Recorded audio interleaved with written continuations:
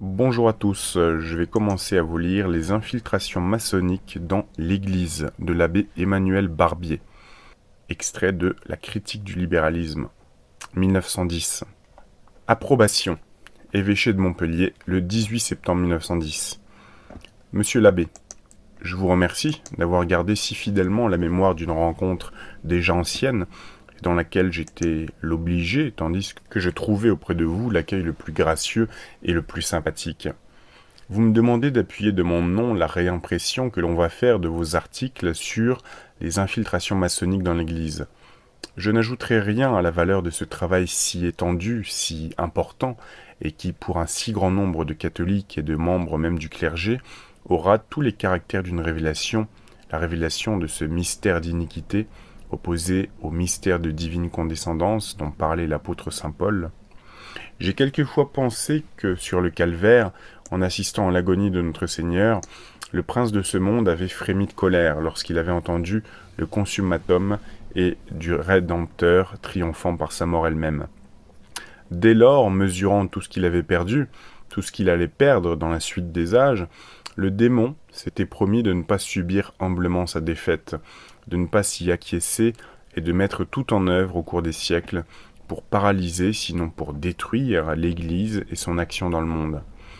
Vos vastes études dévoilent le travail à rebours fait avec une si extraordinaire persévérance par tous les ennemis de la religion pour s'opposer d'abord, puis pour l'entraver et le retarder au mouvement de conversion qui entraînait le monde vers Jésus-Christ. Les persécutions sanglantes ont trompé l'espoir des bourreaux. Elles ont baigné et fait pousser et fleurir les racines du grand arbre de la croix. La foi a émergé des catacombes, comme après une aurore assombrie par les nuages, le soleil embrasse tout l'horizon. Mais alors, vous le dites, d'autres antres se sont ouverts, non plus à côté des saintes galeries où dormaient les reliques des martyrs, mais seront plus étonnés encore parmi les adeptes ou fauteurs de ce culte, vous comptiez des hommes qui se disent enfants soumis de l'Église. Mais il est, hélas, plus d'une manière de servir le mauvais, et certains sont ces esclaves qui ne croient pas en lui. Je vous félicite, cher monsieur l'abbé, d'avoir signalé avec preuve à l'appui les progrès ténébreux d'une secte qui reste toujours fidèle au procédé de celui qui fut homicide et menteur dès le commencement. Veuillez agréer, cher monsieur l'abbé, mes sentiments bien dévoués en notre Seigneur. Victor Onésime, évêque de Cahors. Il y a aussi un remerciement de l'archevêché de Chambéry, un autre de l'évêché de Verdun, aussi de Périgueux et de Sarlat. On va pas tous les lire. Les infiltrations maçonniques dans l'Église. Première partie. Les deux bouts de la chaîne, le plan maçonnique, maçonnerie catholique, esquisse de l'étude qu'il en faudrait faire, campagne générale contre le sacré congrégation de l'index, la Ligue de Münster, circulaire, organisation, texte de la supplique, documents supplémentaires. Quand on tient fortement les deux bouts de la chaîne, dirons-nous en modifiant une parole célèbre, il faut bien se garder de les lâcher par le motif qu'on ne voit pas comment les anneaux se soudent entre eux. C'est là une maxime sur laquelle les catholiques doivent régler tout d'abord leur jugement et conséquemment leur conduite par rapport aux infiltrations maçonniques dans l'Église. Le comment qui donnerait l'explication de cette invasion leur échappe, mais ce ne saurait être pour eux un prétexte raisonnable de fermer les yeux sur un fait qui est incontestablement connexe de deux autres dont la réalité est aussi claire que le jour. La franc-maçonnerie a formé l'infernal dessein de corrompre insensiblement les membres de l'Église, ceux même du clergé et de la hiérarchie, en leur inoculant sous des formes spécieuses et en apparence inoffensives les faux principes avec lesquels elle se promeut de bouleverser le monde chrétien. Voilà le premier de ces deux fruits et l'un des bouts de la chaîne.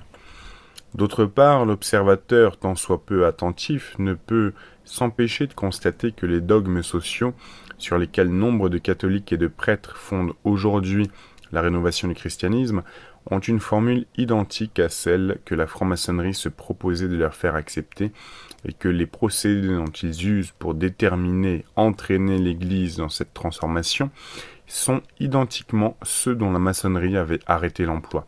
Voilà le second fait et l'autre bout de la chaîne. Dès lors, la connexion entre ces deux faits ne peut être l'objet d'un doute. Il y a réellement des infiltrations maçonniques dans l'Église. Comment se sont-elles produites? Comment s'exercent-elles même sous nos yeux? À quelle complicité ou à quel présomptueux entraînement sont-elles dues?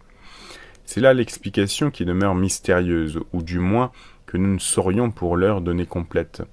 Il n'y a rien d'étonnant à cela, puisque nous sommes en présence d'un complot tramé avec une habileté satanique et poursuivi selon une méthode également prudente et savante, réglée par les calculs d'une haine aussi froide que féroce.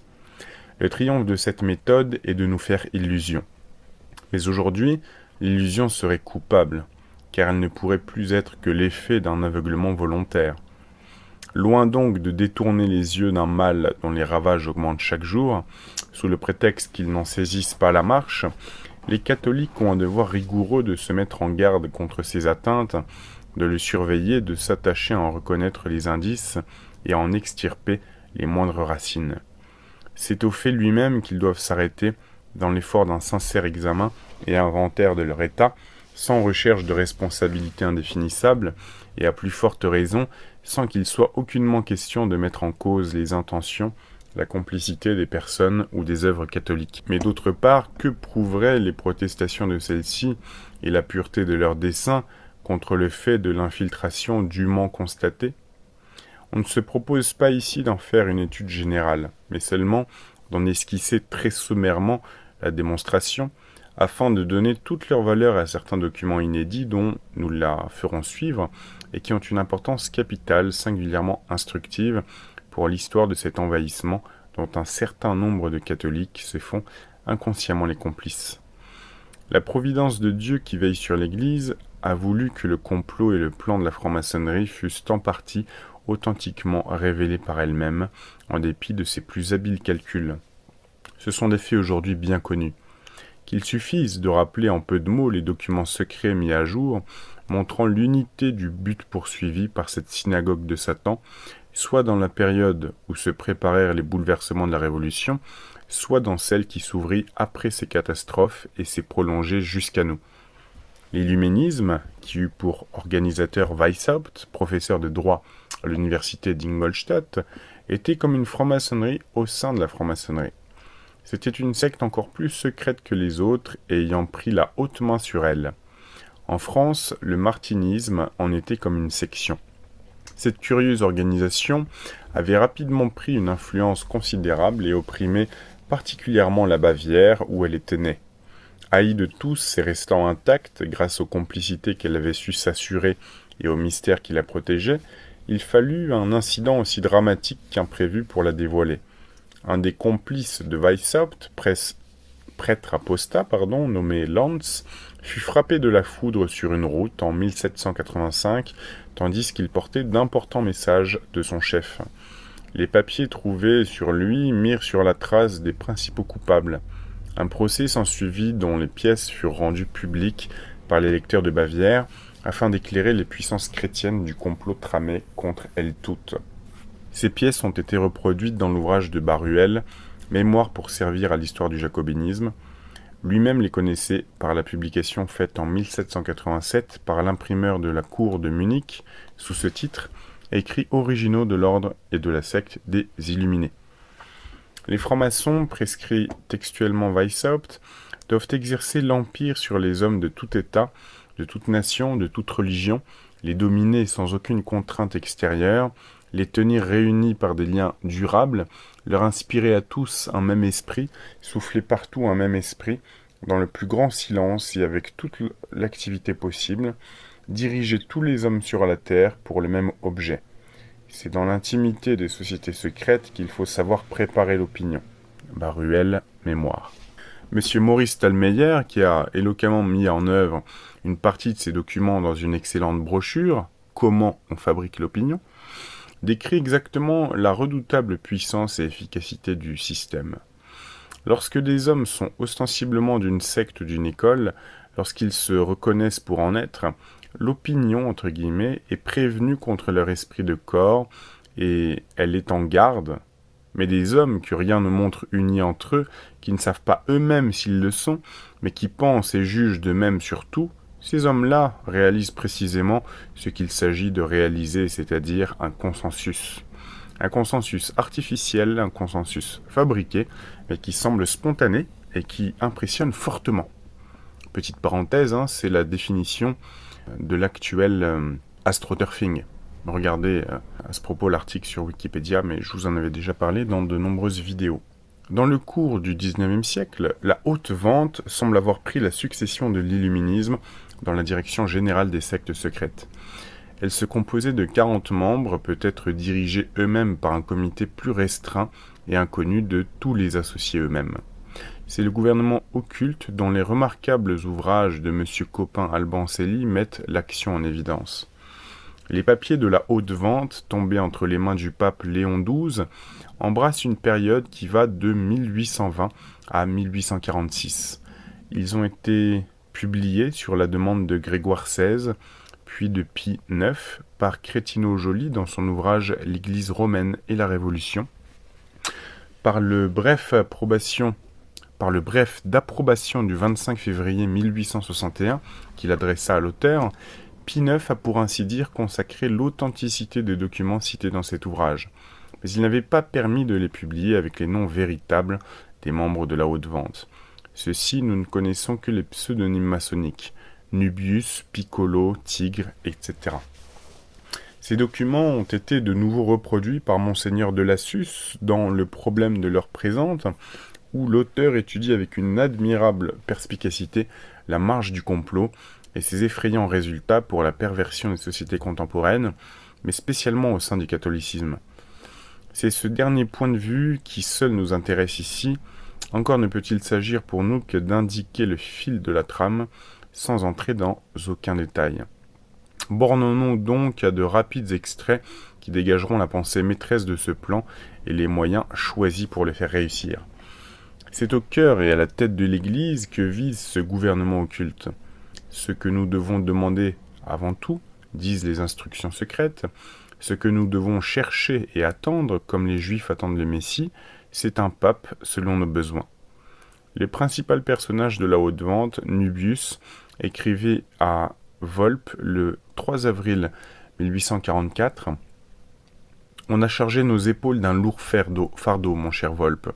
Nous devons arriver par de petits moyens bien gradués, quoique assez mal définis, au triomphe de la Révolution par un pape. » Les instructions secrètes disent encore « Le pape, quel qu'il soit, ne viendra jamais aux sociétés secrètes. C'est aux sociétés secrètes à faire le premier pas vers l'Église, afin de les vaincre tous deux. Le travail que nous allons entreprendre est l'œuvre ni d'un jour, ni d'un siècle peut-être, mais dans nos rangs le soldat meurt et le combat continue. Nous n'entendons pas gagner des papes à notre cause, en faire des néophytes de nos principes, des propagateurs de nos idées. Ce serait un rêve ridicule, et de quelque manière que tournent les événements, que des cardinaux ou des prélats, par exemple, soient entrés de plein gré ou par surprise dans une partie de nos secrets, ce n'est pas du tout un motif pour désirer leur élévation au siège de Pierre. Cette élévation nous perdrait. L'ambition seule les aurait conduits à l'apostasie. Le besoin du pouvoir les forcerait à nous immoler. Ces suppôts de Satan, dont plusieurs ont extérieurement un pied dans l'Église, n'ignorent pas que l'Esprit de Dieu préserve son chef de toute défaillance dans la foi.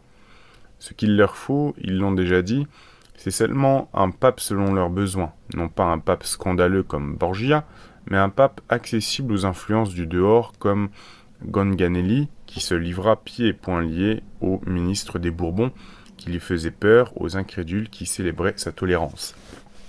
Nous ne doutons pas d'arriver à ce terme suprême de nos efforts, mais quand ? Mais comment ? L'inconnu ne se dégage pas encore. Néanmoins, rien ne doit nous écarter du plan tracé. Au contraire, tout doit y tendre comme si le succès devait couronner dès demain l'œuvre à peine ébauchée. Alors, petite parenthèse, est-ce qu'ils y sont arrivés enfin avec le pape François, qui est le premier pape jésuite ? Mais laissons à Jésus-Christ le soin de veiller sur son vicaire, et portons surtout notre attention sur les moyens inventés par leur infernal ennemi pour atteindre son but. Ce sont ces moyens que les catholiques devraient déjouer, et c'est là que les instructions secrètes de la haute vente deviennent particulièrement instructives. Or donc, pour nous assurer un pape dans les proportions exigées, il s'agit d'abord de lui façonner une génération digne du règne que nous rêvons. Laissez de côté la vieillesse et l'âge mûr. Allez à la jeunesse, et si c'est possible, jusqu'à l'enfance. C'est à la jeunesse qu'il faut aller. elle, que nous devons entraîner sans qu'elle s'en doute sous le drapeau des sociétés secrètes. Pour avancer à pas compter dans cette voie périlleuse, mais sûre, deux choses sont nécessaires de toute nécessité. Vous devez avoir l'air simple comme des colombes, et vous serez prudent comme le serpent. N'ayez jamais devant elle un mot d'impiété ou d'impureté. Maxima debetur puero reverentia. Une fois votre réputation établie dans les collèges, dans les gymnases, dans les universités et dans les séminaires, une fois que vous aurez capté la confiance des professeurs et des étudiants, faites que ceux qui principalement s'engagent dans la milice cléricale aiment à rechercher vos entretiens. Cette réputation donnera accès à nos doctrines au sein du jeune clergé, comme au fond des couvents. Dans quelques années, ce jeune clergé aura, par la force des choses, envahi toutes les fonctions. Il gouvernera, il administrera, il jugera, il formera le conseil du souverain, il sera appelé à choisir le pontife qui doit régner, et ce pontife, comme la plupart de ses contemporains, sera nécessairement plus ou moins imbu des principes italiens et humanitaires que nous allons commencer à mettre en circulation. Que le clergé marche sous votre étendard en croyant toujours marcher sous la bannière des clés apostoliques. Tendez vos filets comme Simon Barjona. Tendez-les au fond des sacristies, des séminaires et des couvents, plutôt qu'au fond de la mer. Et si vous ne précipitez rien, nous vous promettons une pêche plus miraculeuse que la sienne. Vous aurez pêché une révolution en tiare et en chape, marchant avec la croix et la bannière, une révolution qui n'aura besoin que d'être un tout petit peu aiguillonnée pour mettre le feu aux quatre coins du monde. Et quel procédé emploiera-t-on pour faire que la jeunesse catholique et le clergé marchent sous notre étendard, en croyant toujours marcher sous la bannière des clés apostoliques ? Pour propager la lumière, écrivait Piccolo Tigre, le 18 janvier 1822, il était jugé bon et utile de donner le branle à tout ce qui aspire à remuer. L'effet de cette instruction ne se fait-il pas sentir plus que jamais à notre époque du haut en bas de la société, spécialement parmi la jeunesse et aussi dans le clergé ? N'a-t-on pas vu de toutes parts surgir parmi eux des agitateurs et des agités ? Savent-ils exactement ce qu'ils font et à quelle fin ? Mais le plan se précise. Il faut, disent les instructions, transmettre et faire passer de proche en proche, il faut glisser adroitement dans les esprits les germes de nos dogmes. Ces dogmes, quels sont-ils ? Le fond en est clairement expliqué par ce mot d'un membre de la haute vente qui explique comment il peut se faire que de nombreux laïcs et prêtres se laissent séduire par l'égalitarisme et l'humanitarisme de la maçonnerie. Il se persuade que le christianisme est une doctrine essentiellement démocratique. Déjà, Weishaupt, de qui les sociétés secrètes ont reçu leur définitive impulsion, avait savamment préparé cet amalgame. Dans le rituel qu'il composa pour les initiations au haut grade de l'illuminisme, on lisait « Notre doctrine est cette doctrine divine telle que Jésus l'enseignait à ses disciples, celle dont il leur développait le vrai sens dans ses discours secrets. Il enseignait à tout le genre humain, le moyen d'arriver à la délivrance. Personne n'a frayé à la liberté des voies aussi sûre que notre grand Jésus de Nazareth. » Weishaupt, en rédigeant son rituel, chargeait ses disciples de répandre cette persuasion que la liberté, l'égalité et la fraternité, entendues au sens maçonnique, ont eu pour inventeur notre Seigneur Jésus-Christ. La leçon n'a pas cessé de porter ses fruits, et l'on peut croire que le succès a dépassé à ce point de vue toutes les espérances de la franc-maçonnerie. Il faudrait, pour ne pas le voir, tout ignorer de ce qui se passe aujourd'hui, où des catholiques parfaitement sincères, des prêtres qui croient prêcher une doctrine pure, brouillant toutes les notions, semblent ne parler n'écrire que pour établir dans les esprits la confusion entre l'égalitarisme social et les principes de fraternité chrétienne introduits dans le monde par l'Évangile. Le monde est lancé sur la pente de la démocratie, écrivait Gaëtan le 23 janvier 1844. Que diraient aujourd'hui ses successeurs ? Un haut maçon italien, dont Monseigneur Gerbet a publié les notes en 1832, écrivait « L'égalité et la liberté, prérogatives précieuses, c'est par elles qu'il faut tarir les sources empoisonnées d'où découlent tous les maux des humains. C'est par elles que nous devons faire disparaître toute idée importune et humiliante de supérieur et faire rentrer l'homme dans ses premiers droits, ne connaître plus ni rang ni dignité dont la vue blesse ses regards ou choque son amour-propre. » Ici se plaçait une théorie maçonnique appliquant à l'histoire de l'humanité celle du temple de Salomon, construit sur l'ordre de Dieu pour les cérémonies de son culte, puis renversé par une armée formidable d'envahisseurs, et enfin relevé par un prince idolâtre, choisi pour instrument de la clémence divine. C'était le symbole de l'état primitif de l'homme, sous une loi toute naturelle, qui était bouleversée par l'orgueil, l'avarice et l'ambition des pouvoirs politiques et religieux, jusqu'à ce qu'enfin vincent les frères illuminés et francs-maçons, qui doivent rendre à l'univers sa première dignité, par cette liberté, cette égalité, attribut essentiel de l'homme. L'auteur explique avec détail la manière d'initier peu à peu les hommes au sens radicalement révolutionnaire de ces maximes, en graduant cette initiation selon ce que chaque classe d'esprit peut porter et de leur expliquer que c'est là le vrai culte dû à Dieu. Mais vient-on à s'apercevoir que l'initié éprouve quelques troubles, nous devons sur le champ dresser une nouvelle batterie. À force de ruse et d'adresse, donner un tour plus favorable, affaiblir la force de chaque terme jusqu'à en faire disparaître ainsi même notre intention. Alors, ce temple de Salomon, cette égalité, cette liberté ne regarde plus que la société maçonnique, sans songer à s'étendre plus loin. Il ne s'agit plus de révolte, d'indépendance, de soustraction à toute autorité. Tout doit se métamorphoser avec adresse. Ce ne sont plus que devoirs à remplir, qu'un Dieu à reconnaître, que vertu à pratiquer, que soumission et fidélité inviolable à observer à l'égard de toute autorité.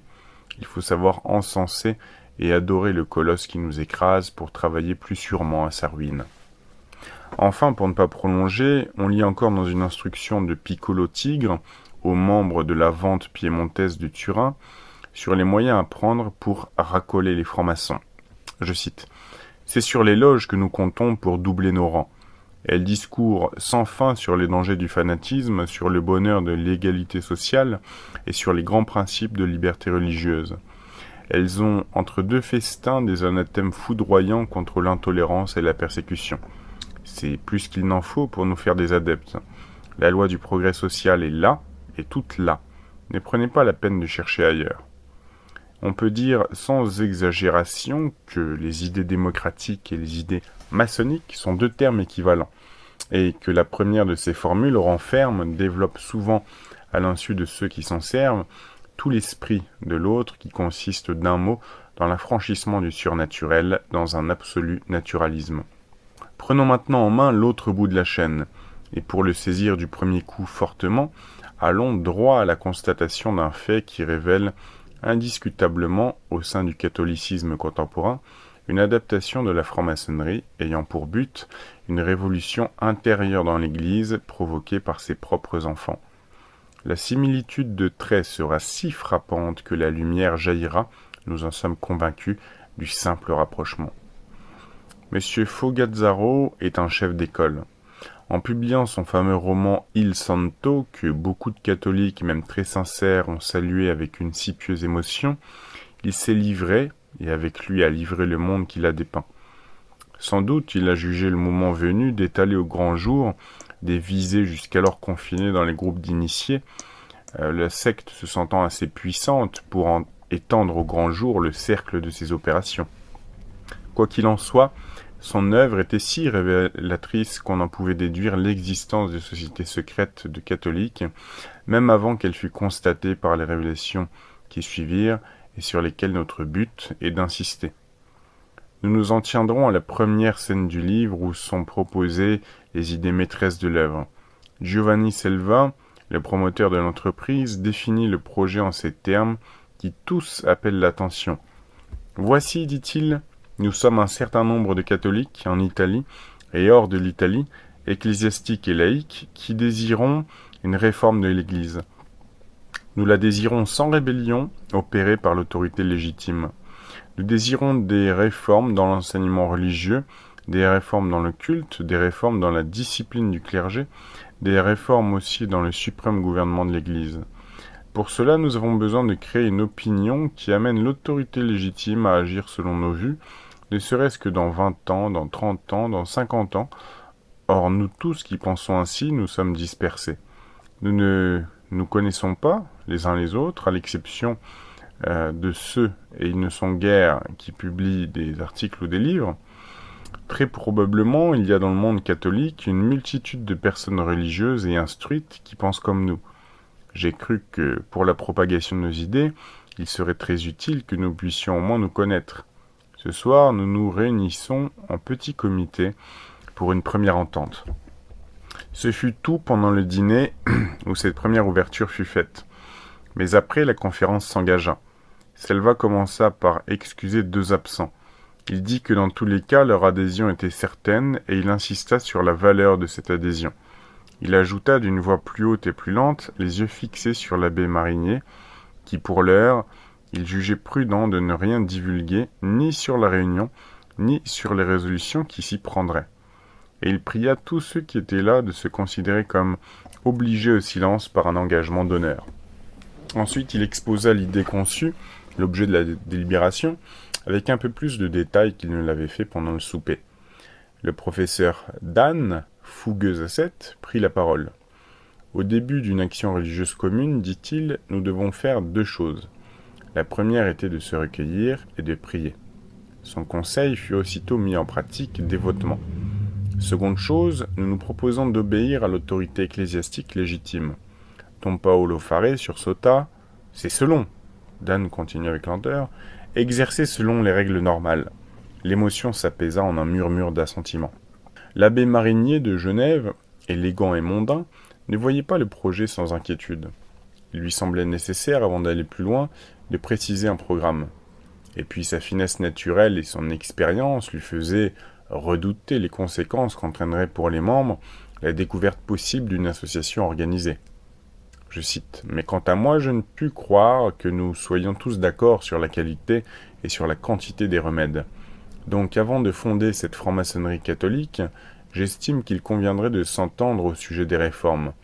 Je dirais plus, je crois que même s'il y avait entre vous un complet accord sur les idées, je ne vous conseillerais pas de vous lier par un lien sensible comme le propose M. Selva. Mon objection est d'une nature très délicate. Vous estimez sans doute qu'il vous sera possible de naviguer en sûreté sous l'eau comme des poissons prudents, et vous ne songez pas que l'œil perçant d'un souverain pêcheur ou vice-pêcheur peut vous découvrir qu'un bon coup de harpon peut vous atteindre. Or, je ne conseillerais jamais aux poissons les plus fins, les plus savoureux, les plus recherchés de se lier ensemble. Vous comprenez ce qui adviendrait si l'un d'eux était pris et tiré de l'eau. Et vous ne l'ignorez pas, le grand pêcheur de Galilée mettait les petits poissons dans son vivier, et le grand pêcheur de Rome les met dans la poêle. Giovanni Selva répondit que l'abbé se méprenait. Nous ne songeons pas à susciter une action collective, ni publique, ni privée, dans le dessein de réaliser telle ou telle réforme. Je suis assez vieux pour me rappeler le temps de la domination autrichienne. Si les patriotes lombards ou vénitiens se réunissaient alors pour parler de politique, ce n'était certes pas toujours afin de comploter, d'entretenir une action révolutionnaire, c'était afin de se communiquer des nouvelles, de se connaître, de maintenir vivante la flamme de l'idée. C'est cela que nous voulons faire dans le domaine religieux. Et cet accord négatif dont parlait tout à l'heure M. l'abbé Marinier peut très bien y suffire. Faisons en sorte qu'il s'élargisse, qu'il embrasse la majorité des fidèles intelligents, qu'il monte dans la hiérarchie. Et M. l'abbé verra que les accords positifs y mûriront intérieurement, comme les germes vitaux dans la dépouille caduque des fruits. Mais une réponse plus directe et plus inspirée éclate sur les lèvres du professeur Dan, s'emparant d'une parole de Don Clément qui vient de dire « N'ayons pas de crainte humaine ». C'est cela, n'ayons pas de crainte humaine. Nous voulons des choses trop grandes, nous les voulons trop fortement pour avoir des craintes humaines. Nous voulions communiquer dans le Christ vivant, nous tous qui sentons que le concept de la voie, de la vérité et de la vie s'élargit, oui, se dilate dans notre cœur, dans notre intelligence, et qu'il rompt tous ces, tous ces bandages des vieilles formules qui nous compriment, qui nous étouffent, qui étoufferaient l'Église si l'Église était mortelle. Nous voulons communier dans le Christ vivant, nous qui avons soif, monsieur l'abbé Marinier, qui avons soif. Nous voulons que notre foi, si elle perd en extension, gagne en intensité, s'accroisse au centuple, vive Dieu, et puisse rayonner hors de nous, et puisse, dis-je, purifier comme le feu, d'abord la pensée, puis l'action catholique. Voilà, nous voulons communier dans le Christ vivant, nous tous qui sentons que le Christ prépare une lente mais immense transformation religieuse, au moyen de prophètes et de saints, transformation qui s'opérera par sacrifice, par douleur, par division des cœurs. Nous tous qui sentons que les prophètes sont voués à la souffrance et que ces choses-là nous sont révélées non par la chair et par le sang, mais par Dieu qui vit dans nos âmes. Communier, nous le voulons tous, de tous les pays, et coordonner notre action. Maçonnerie catholique ? Oui, maçonnerie des catacombes. Vous avez peur, monsieur l'abbé ? Vous avez peur qu'on ne tranche trop de têtes d'un seul coup ? Et moi je vous dis, où est la hache qui donnerait un coup pareil ? Isolément, tous peuvent être frappés. Aujourd'hui, le professeur Dan, par exemple, demain, Don Faré, après-demain, Don Clément. Mais le jour où l'imaginaire harpon de monsieur l'abbé Marinier pêcherait, attaché par un fil, des laïcs de marque, des prêtres, des moines, des évêques, peut-être des cardinaux, quel sera, dites-moi, le pêcheur, petit ou grand, qui d'effroi ne laissera pas retomber dans l'eau le harpon et le reste ? Ces traits suffisent. Cependant, ils sont eux-mêmes que la première ébauche de l'œuvre dont le roman tout entier décrit l'épanouissement. Et l'on n'a pas oublié que quelques mois après sa mise à l'index, Fogazzaro déclarait dans une conférence faite à Paris « Giovanni Selva appartient au monde de la réalité aussi bien que vous et moi. Je lui ai forgé un faux nom. Son nom véritable est Légion. Il vit, il pense et travaille en France, en Angleterre, en Allemagne, en Amérique comme en Italie. Il porte la soutane et l'uniforme comme la redingote. Il se montre aux universités, il se cache au séminaire.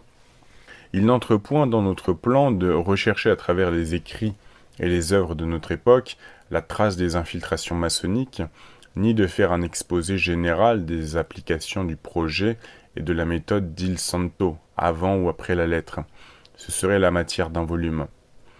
Pour ne parler que de la France, c'est à cette lumière qu'il faudrait étudier l'histoire des organisations et correspondances secrètes entre séminaristes. Celle du projet d'un congrès des religions, de la campagne en faveur de l'américanisme, des congrès sacerdotaux de Reims et de Bourges, dont M. l'abbé Dabry, cheville ouvrière de l'œuvre, célébrait le succès en écrivant « C'est l'Église de France qui s'ébranle au souffle de la démocratie ».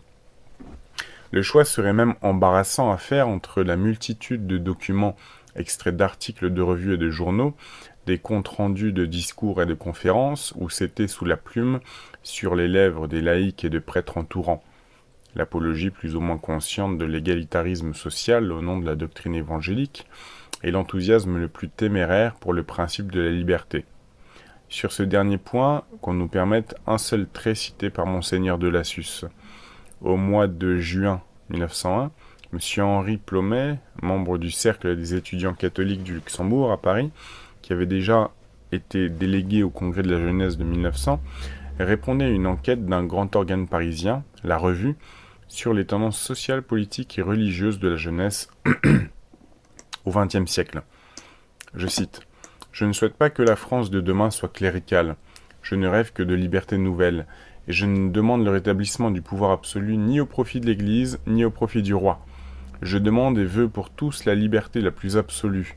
Liberté pour moi de croire et de pratiquer ma religion, liberté pour vous de nier tous les dogmes, ou même de créer une religion nouvelle, liberté pour tous de penser, de parler, d'écrire, etc. » Il y aurait à suivre avec ce fil directeur la formation et le fonctionnement d'une foule de groupements intellectuels, sociaux, artistiques et sportifs, depuis l'Union pour la vérité, transformée ensuite en Union pour l'action morale, jusqu'au sillon dont les accointances, la collaboration et les rapports familiers avec les cercles protestants des unions chrétiennes, et l'aspiration à fusionner les jeunes gens catholiques avec les libres penseurs dits honnêtes, dans une grande association démocratique, paraissent sans danger même à quelques-uns des gardiens de la foi.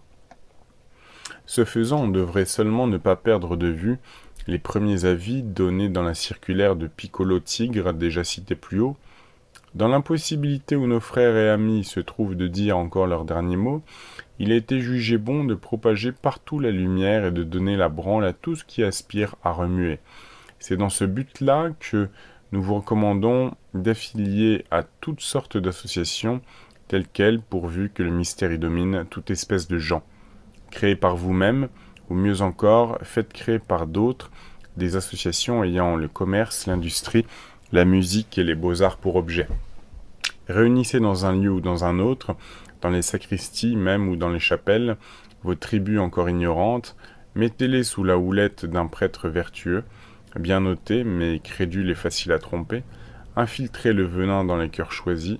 Infiltrez-le à petite dose et comme par hasard, puis à la réflexion, vous serez étonné vous-même de votre succès. Il faudrait encore suivre à cette lumière la campagne qui se poursuit actuellement parmi les catholiques, avec d'effrayants succès, pour s'opposer au nom même de l'évangélisation populaire à tout caractère confessionnel de l'action sociale. Les éléments de cette histoire se trouvent dans les écrits de monsieur l'abbé Maignan, de monseigneur de Lassus, du professeur Fontaine, de monseigneur Delmont et de celui qui signe le présent article. Un jeune écrivain de talent, monsieur Nel Ariès, en a récemment décrit un aspect particulier avec beaucoup de justesse et de perspicacité dans son livre « Le sillon et le mouvement démocratique ».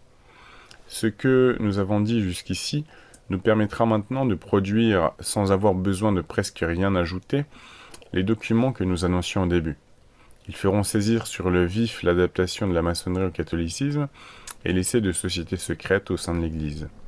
Les esprits réfléchis n'auront pas de peine à comprendre qu'ils sont le clair indice d'un mal plus étendu, quoique plus caché. Comment ces essais ont-ils pris naissance ? On sait qu'en ces dernières années, dans divers pays d'Europe, il s'est formé des groupes de catholiques à tendance intellectuelle et pratique qu'eux-mêmes se plaisent à désigner sous le nom de Kultur en Allemagne, de Cultura en Italie, de civilisation chrétienne en France. C'est par exemple expressément sous le couvert de la défense de celle-ci que le Sillon a inauguré sa collaboration avec les protestants. Parlant en général, on peut dire que ces formules équivalentes déguisent un mot d'ordre, vague dans ses expressions diverses, mais précis dans son but, contre ce qu'on appelle dans ce monde-là le vieux bagage du catholicisme latin, contre les réactionnaires.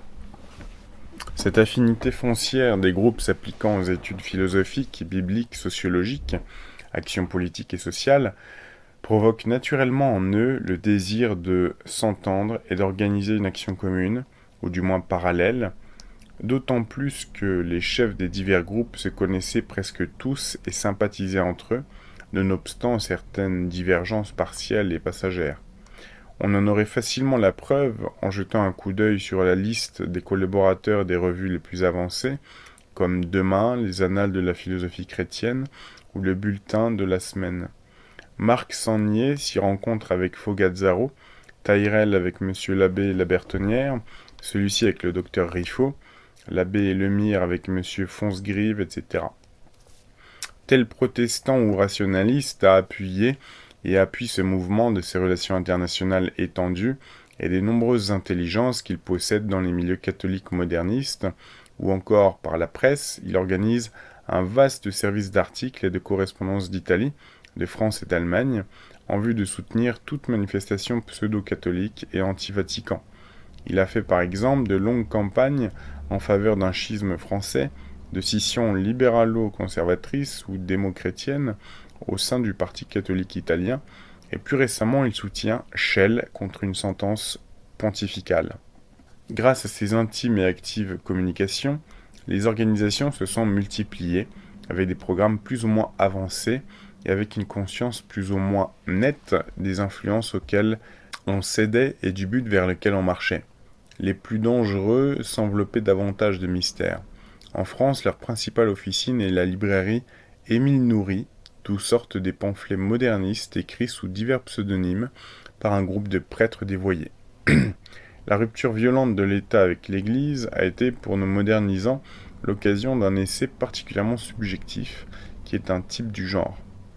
Proposer une pétition au pape en faveur de la séparation, rédigée avec de telles expressions et sur un tel ton qu'elle ne puisse être signée que par des modernistes et par des rebelles, s'assurer ainsi d'une part d'une sélection de ces derniers tirés de la masse catholique, et d'autre part d'un refus de l'autorité suprême, d'où l'on tirerait prétexte de mécontentement pour les signataires, ce qui permettrait de prolonger leur agitation, promettre le secret absolu aux adhérents, pour encourager le plus grand nombre possible à donner leur adhésion. Faire entendre que cette adhésion doit servir pour des démarches ultérieures, entre guillemets, c'est-à-dire pour constituer des groupes permanents d'action organisée, analogues à l'esprit qui a inspiré la pétition. On cherchait ainsi à former un catalogue de prêtres et de laïcs avec lesquels on put constituer les associations culturelles condamnées par le pape. Voilà, c'est la fin de cette première partie de l'ouvrage Les infiltrations maçonniques dans l'Église, qui date de 1910, de Barbier. Je vous dis à très bientôt pour la prochaine partie.